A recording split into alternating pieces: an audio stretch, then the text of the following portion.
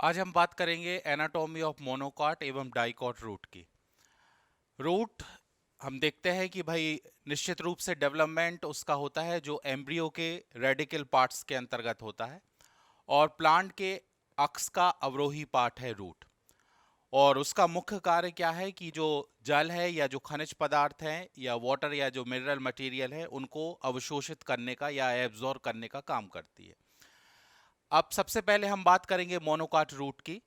तो monocot root के अंतर्गत इंटरनल स्ट्रक्चर की दृष्टि से जो जड़ है या जो आपकी रूट है उसमें कौन कौन से भाग हमको दिखाई देते हैं। यदि हम देखते हैं तो सबसे पहले जो रूट का ऊपरी हिस्सा होता है जिसको हम कहते हैं एपिडर्मिस, उस एपिडर्मिस को हम कहते हैं यहाँ पर एपिब्लेमा। और उस एपिब्लेमा के अंतर्गत कुछ हेयर्स या रोम लाइक स्ट्रक्चर पाए जाते हैं, तो उस लेयर को हम बोलने लगते हैं पिलीफेरस लेयर।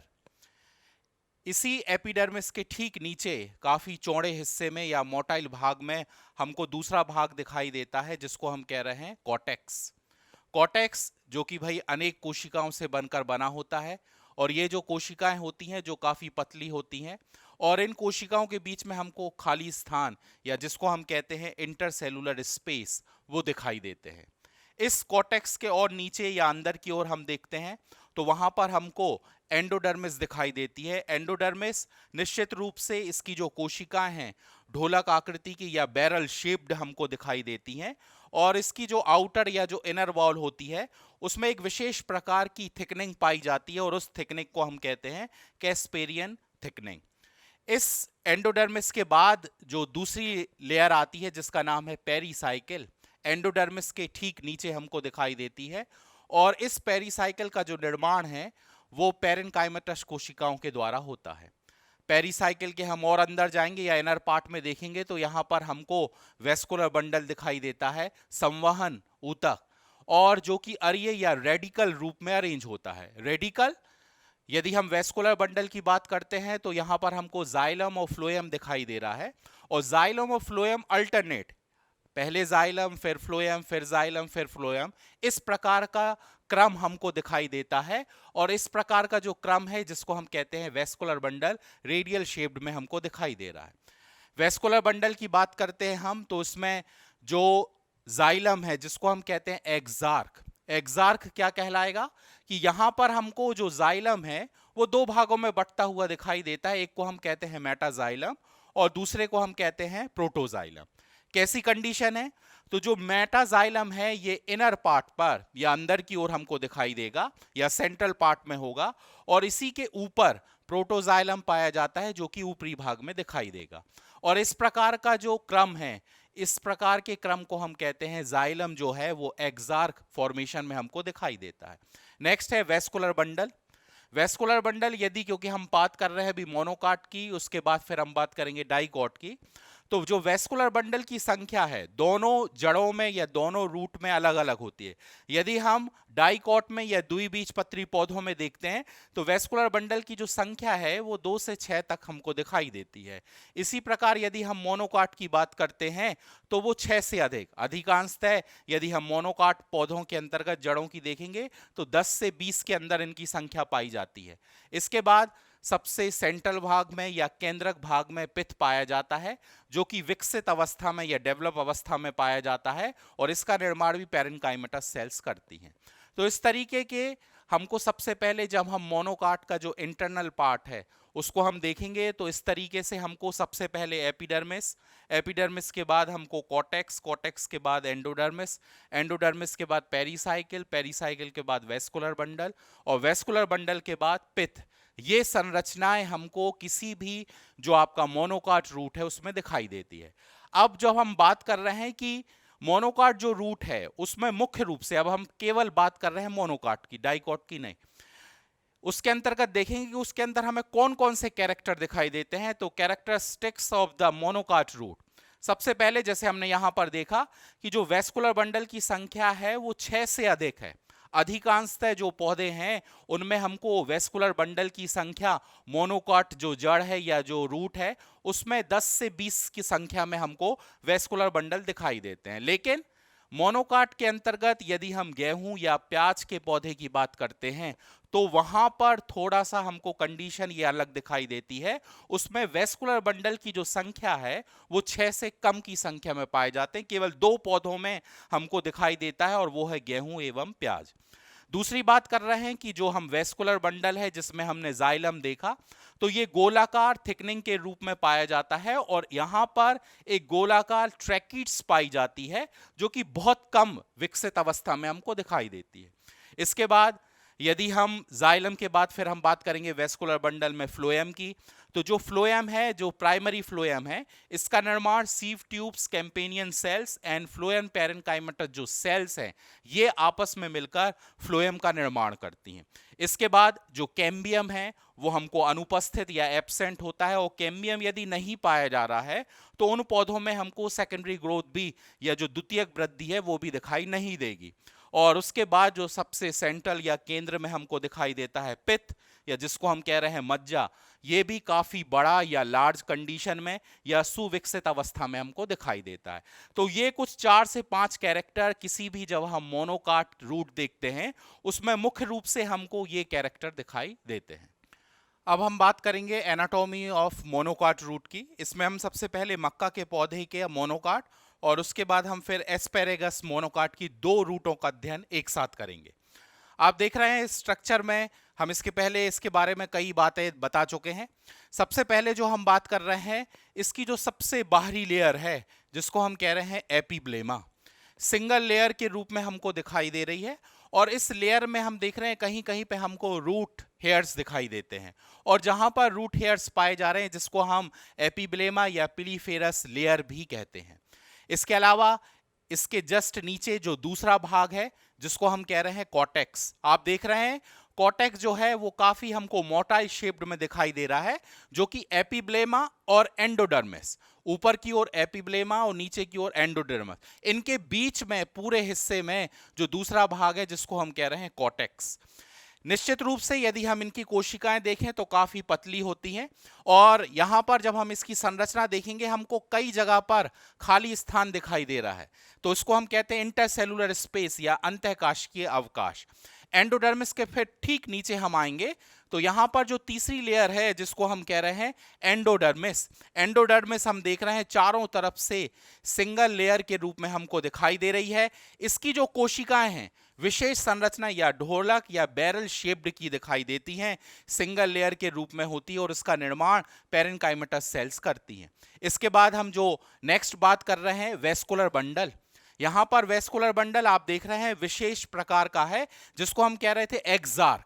एक्सार्क इसलिए कह रहे थे, आप देखेंगे कि सबसे पहले हम बात कर रहे हैं जाइलम की, प्रोटोजाइलम एवं मेटाजाइलम। एक्सार्क कंडीशन क्या, तो यहां पर डायग्राम में हम स्पष्ट रूप से देख सकते हैं कि अंदर की ओर सेंटर की ओर हमको जो जाइलम दिखाई देता है उसको हम कह रहे हैं मेटाजाइलम, और जो बाहर की ओर है या पेरिफेरल या परिधि की ओर है उसको हम कह रहे हैं प्रोटोजाइलम। और इस प्रकार का जो अरेंजमेंट होता है उस अरेंजमेंट को जाइलम को हम कहते हैं एक्सार्क। इसके अलावा इनके बीच बीच में हमको चारों तरफ फ्लोएम दिखाई दे रहा है, और जो इनकी कंडीशन है जाइलम और फ्लोएम की अल्टरनेट, आप देख रहे हैं पहले जाइलम फिर फ्लोएम फिर जाइलम फिर फ्लोएम, तो इस प्रकार अल्टरनेट क्रम में हमको दिखाई देता है। सेंट्रल वाले पार्ट की बात करें तो यहां पर हमको पित्त या मज्जा दिखाई देता है, और इसका निर्माण भी जो होता है वो पैरेनकाइमेटस कोशिकाओं के द्वारा होता है। नेक्स्ट हम बात करेंगे इसी का एक और मेंबर जिसको हम कह रहे हैं एस्पेरेगस मोनोकाट।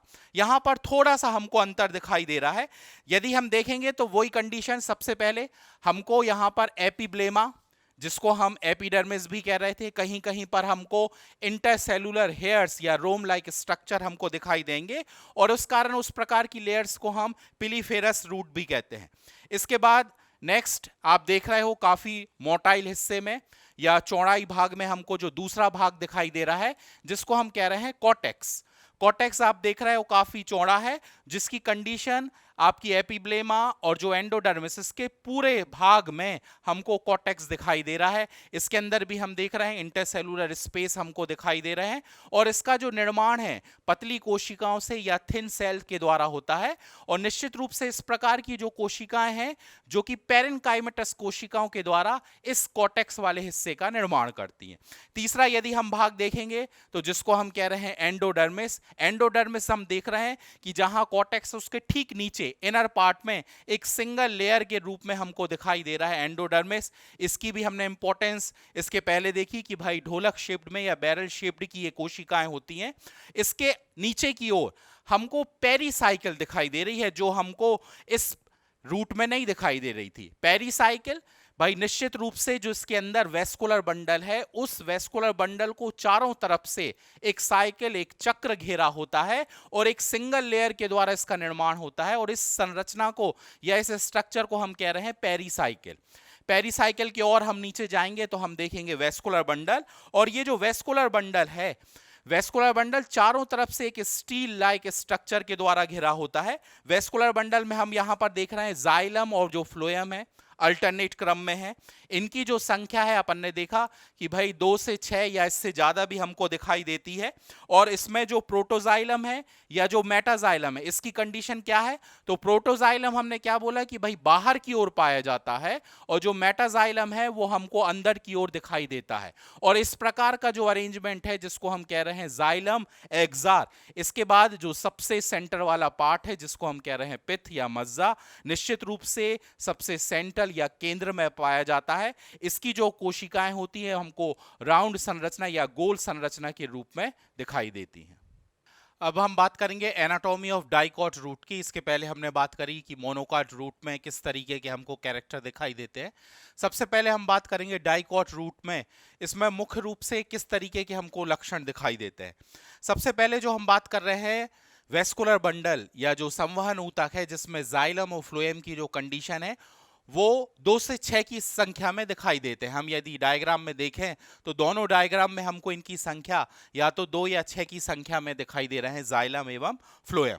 इसके बाद जो एंडोडर्मिस है, एंडोडर्मिस के ठीक नीचे पेरीसाइकिल पाई जाती है, और ये जो पेरीसाइकिल है इसमें मेरिस्मेटिक एक्टिविटी पाई जाती है। मेरिस्मेटिक इस प्रकार की कोशिकाएं जो कि लगातार विभाजन करेंगी, और उस विभाजन के द्वारा हमको अनेक संरचनाएं दिखाई देती हैं।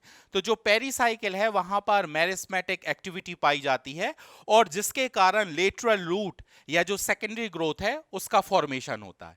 इसके बाद हम यदि इसके अंतर्गत देखें कि जो जाइलम है जो कि ट्रैकिड से मिलकर बना होता है, पॉलीगोनल एवं एलिगोनल मतलब आपका बहुभुजीय और कोणीय संरचना के रूप में हमको दिखाई देता है क्या? आपका जाइलम।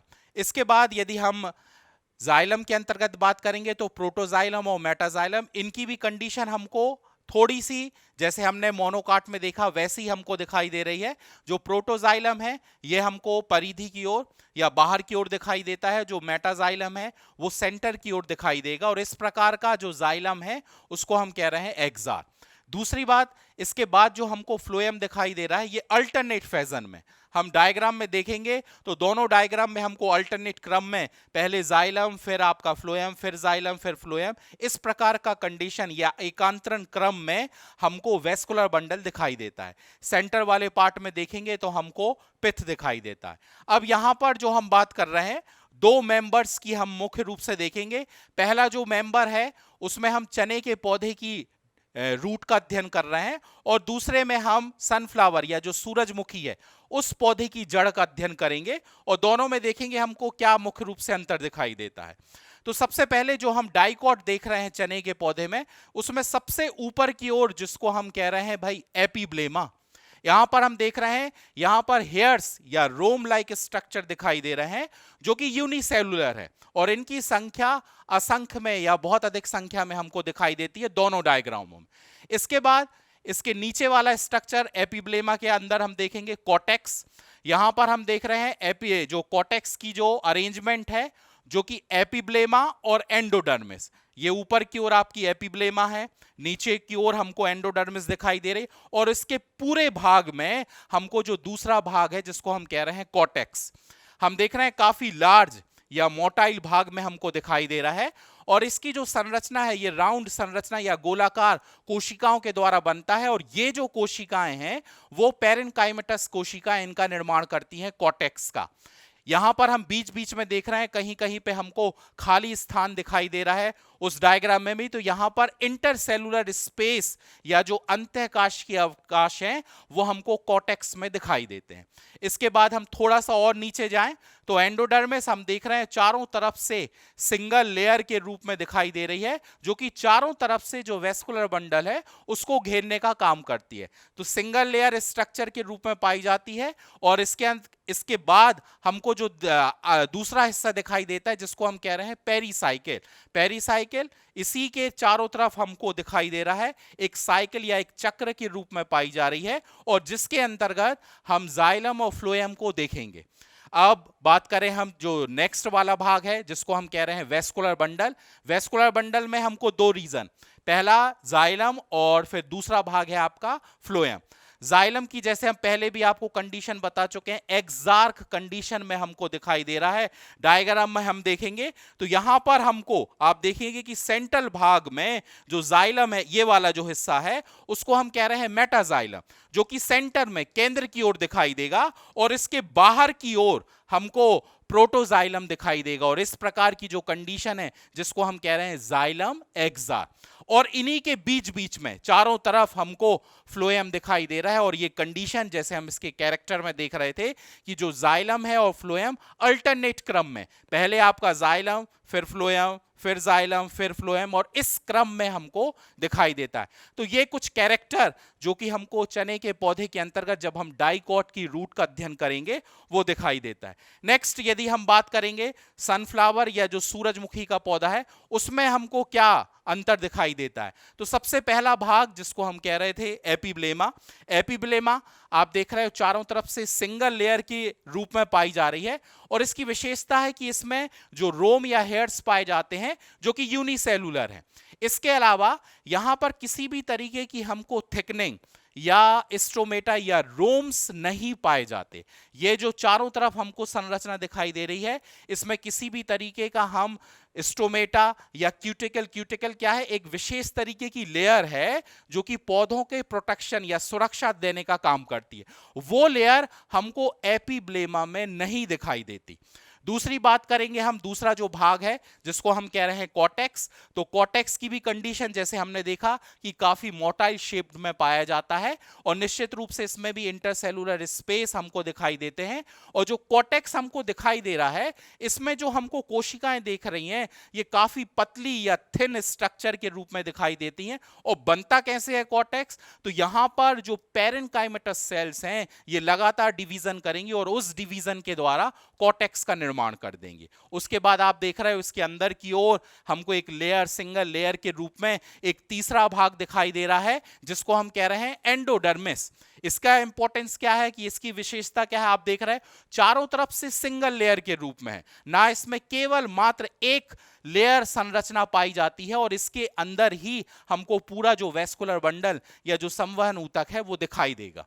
इसके बाद हम करेंगे नेक्स्ट बात वेस्कुलर बंडल की। तो वेस्कुलर बंडल भी हमको दिखाई दे रहा है, जैसे हमने इसके कैरेक्टर में बात करी थी कि जाइलम और फ्लोएम की जो संख्या है वो 2 से 6 की संख्या में हमको दिखाई दे रहा है। तो निश्चित रूप से आप देख रहे हो 4 की संख्या में हमको जाइलम दिखाई दे रहा है और 4 की संख्या में हमको क्या दिखाई दे रहा है, फ्लोएम। और इस प्रकार का जो वेस्कुलर बंडल है जिसको हम कहते हैं टेट्राड।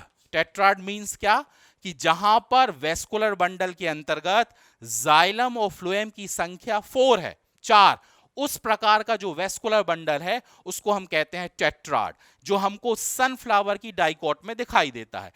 निश्चित रूप से इसके अंदर भी वही विशेषता पाई जाएगी कि यहां पर जो सेंटर की ओर हमको दिखाई दे रहा है वो है आपका मेटाजाइलम, जो हमको परिधि की ओर दिखाई दे रहा है उसको हम कह रहे हैं प्रोटोजाइलम, और इस प्रकार का जो जाइलम है उसको हम कह रहे हैं एक्सार। इसके बीच बीच में हमको चारों तरफ जो दूसरा भाग है फ्लोएम वो दिखाई देता है। इसके बाद जो सबसे लास्ट वाला जो पार्ट है जिसको हम कह रहे हैं पिथ या मज्जा, जो हमको सेंट्रल रूप में दिखाई देती है, कहीं कहीं पर ये पाई जाती है और कहीं कहीं पर ये एब्सेंट या अनुपस्थित भी हो जाती है। तो इस रूप से हमने जो डाइकॉट के अंतर्गत बात करी कि मुख्य रूप से ये 4 से 5 भागों से मिलकर बना होता है। Epiblema, cortex, endodermis, pericycle, vascular bundle के अंतर्गत हमने बात करी प्रोटोजाइलम, मेटाजाइलम और फ्लोएम, और जो लास्ट या जो सबसे केंद्र में पाया जाने वाला भाग है पिथ। और 2 मेंबर्स हमने यहां पर देखे कि किस तरीके से दोनों मेंबर्स में हम डाइगॉट के अंतर्गत कौन कौन से कैरेक्टर या लक्षणों को देखते हैं।